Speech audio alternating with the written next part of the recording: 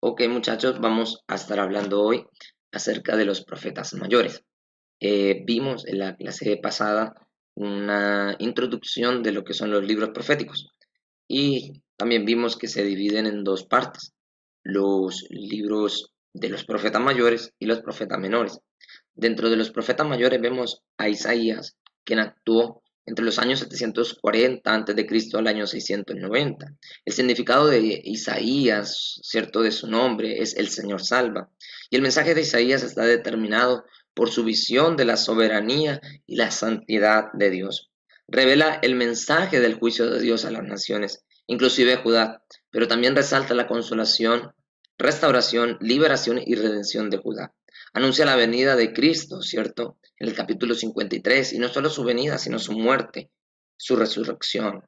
El mensaje profético fue dirigido para el reino de Judá durante el reinado de Jotán, Acaz y Ezequías. Vemos el profeta Jeremías, la acción profética de este varón fue entre el año 627 al año 587.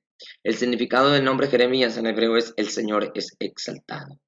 En medio de la decadencia moral y espiritual de Judá, Jeremías advierte repetidas veces del juicio eminente. Fue tratado con desprecio por sus compatriotas por el mensaje que él predicaba. Él fue puesto en la cárcel, lo quisieron matar, pero se arrepintieron después y tomaron este profeta y lo pusieron por muchos años en la cárcel. Pero desde allí también él anunciaba el mensaje de Dios. Predice la ruina de la nación que se materializa cuando Judá sucumbió a Babilonia, siendo muchos deportados, ¿cierto? Y Jeremías huyendo a Egipto. Los capítulos 30 al capítulo 33 muestran que aunque las personas sean rebeldes, Dios no abandona. Hay un futuro promisorio de restauración y bendición.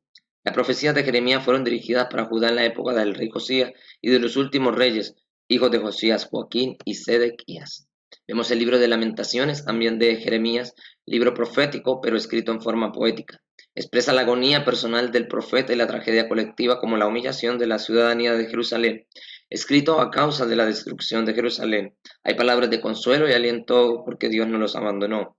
Y vemos este versículo que dice, por la misericordia de Jehová no hemos sido consumidos. Y el libro de Ezequiel, profeta Ezequiel, Ezequiel era un joven sacerdote que vivió entre los que fueron deportados a Judea para Babilonia en el año 597, donde recibió el llamado de Dios. Actuó en el año 593 al 570. Su nombre significa el Señor Dios fortalece. Dios por medio de Ezequiel transmite una serie de juicios contra la nación. Son anunciados también sus intenciones contra los vecinos de Israel. Los últimos capítulos de Ezequiel proclaman un futuro esperanzador para Israel. Ezequiel, Dios lo usa y le da palabras a través de visiones. Le habla y le muestra visiones, lo que él iba a hacer. También Ezequiel advierte a los falsos profetas y a los falsos pastores del ay de Dios, o sea, del castigo de Dios por ser pastores que no hacen lo correcto delante de Dios, por ser profetas mentirosos.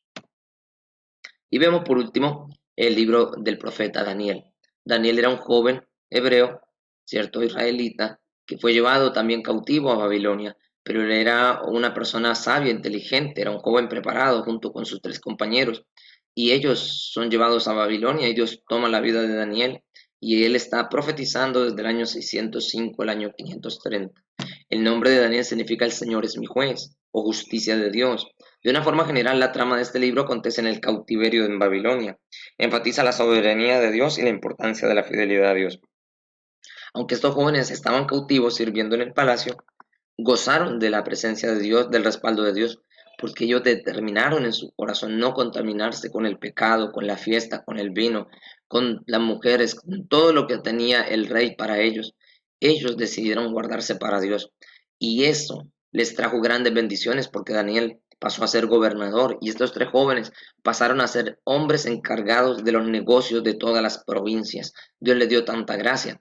¿Cómo? Porque resistieron las luchas. Daniel fue lanzado a un foso de leones y estos tres compañeros de Daniel fueron lanzados a un horno calentado 7 veces de fuego. Y de ahí Dios los libró. ¿Por qué? Porque Dios los había llamado para hacer cosas grandes. Y por último, vemos los libros ciertos acerca de las profecías mesiánicas, que son las profecías acerca del nacimiento, vida, ministerio, muerte y resurrección de Jesús. Aquí podemos ver en qué año fueron desatadas esas palabras, ¿cierto? ¿Qué profecía, en qué libro y en qué parte del Nuevo Testamento se cumplió.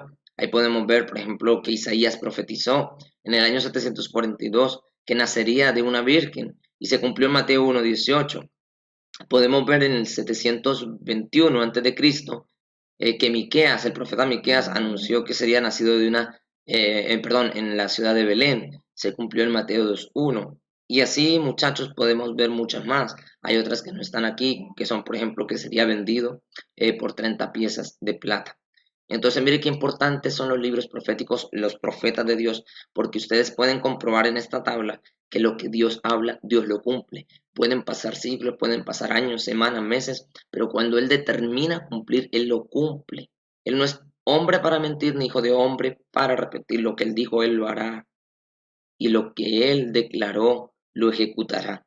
Entonces, toda palabra que viene de Dios por medio de un profeta se cumple. Toda palabra que viene que viene de un profeta para el pueblo no se cumple, porque Dios es el que da la palabra a los profetas. Bien, estimados jóvenes, léanlo porque va a haber una actividad. Miren las profecías mesiánicas para que ustedes entiendan que todo lo que Dios habló se ha cumplido. Bueno, que estén muy bien y no olviden enviar sus trabajos.